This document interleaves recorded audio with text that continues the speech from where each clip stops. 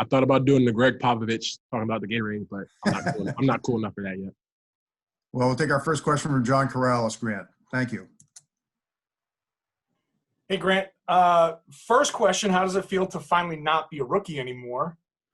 And secondly, the follow-up is, how do you see your role this season with some potentially increased responsibility? Honestly, I just got told that you're still a rookie until your first game of the next season.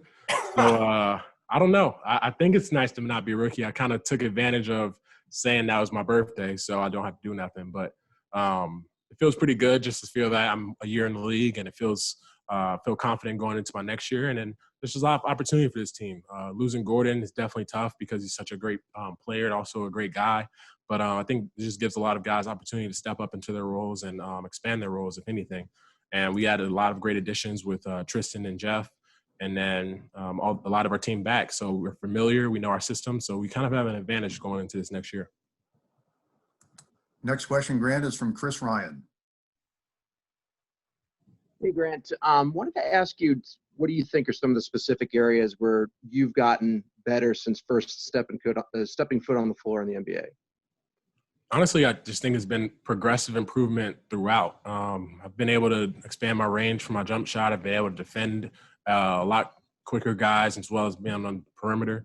Also, I've seen the game a little bit better, being able to make reads, and everything's kind of slowed down a little bit more for me. So it feels crazy to think that I'm already a year into the league, but hopefully just continue to improve and continue to take step by step along the way. Any other questions for Grant today?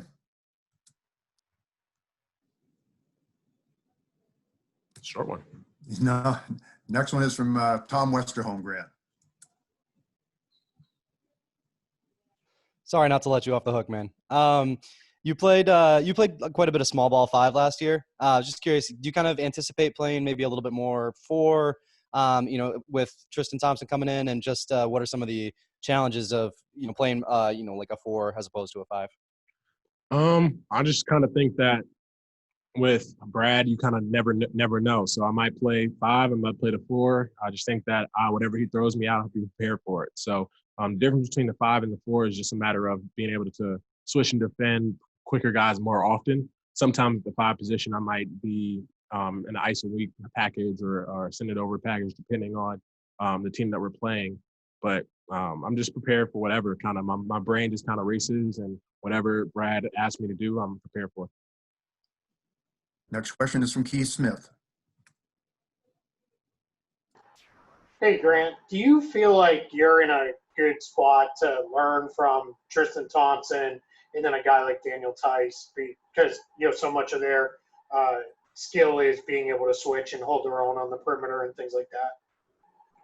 Yeah, I think that just having those veteran guys, being able to learn from them, not only just for basketball but off the court life, is always important.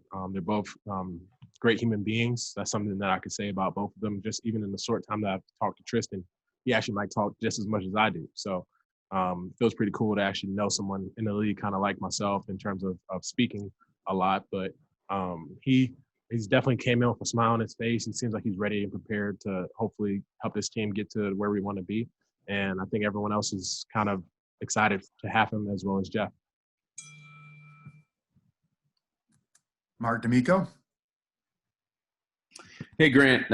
Couple days into this training camp, obviously very different than your rookie season training camp, where you guys were able to, play on the court as much as you wanted to in those weeks leading up to camp. How different has it been trying to incorporate new players to the team when you didn't get to really play with them before you guys got into the practice facility together yesterday? It's definitely a challenge. It's something that I think every team's going to face. Establishing a whole new playbook for guys who are on different teams.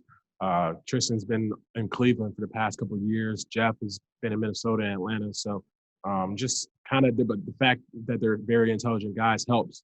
And then the rookies as well. Kind of just feeling everybody's games out, understanding what guys do well and trying to make them better at what they do. So I think everyone on this team does a great job of having open ears and open mind. And we're also a lot of competitors, so we get each other better every day just in a short period of time. Jared Weiss. Hey, Grant.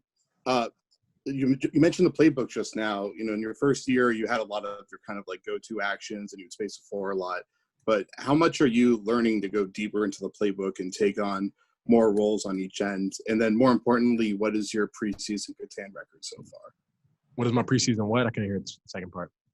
Your preseason Catan record against your teammates. All right, the first one, I kind of have a mind for a playbook. I kind of just think every single read and everything as time goes on during the game. So just trying to pick and choose my spots a little bit better, taking advantage of matchups, as well as understanding that necessarily I don't need to score, but others can in this certain fashion, like send a screen for Peyton, send a screen for Jason down the line, and also just crashing the glass, taking advantage of my physicality. And then Catan record, I didn't win the most recent game. I would like to shout out Aaron because Aaron won his first game Catan the other night. That was big time for him, but I won the game before that. So I would just like to say when I'm not being targeted, those are the games when I lose, when I'm getting targeted. As in, like, they put the robber on me every time because they know I'm going to win.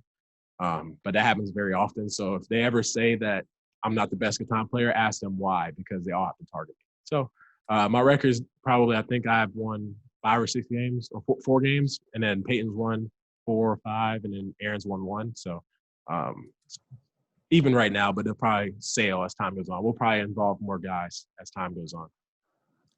Final question, Grant, from Chris Renham.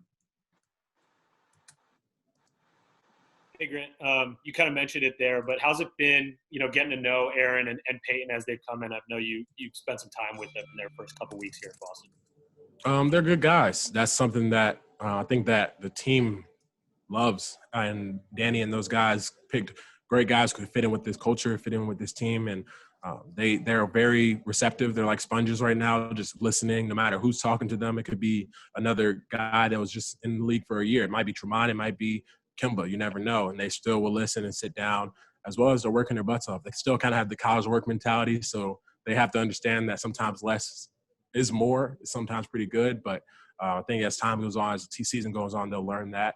And honestly, I just love their games. Aaron can shoot the ball really well. Peyton sees the game really well. So I'm excited to see what the potential is on the court this coming year. Thank you for your time, Grant. Thank you.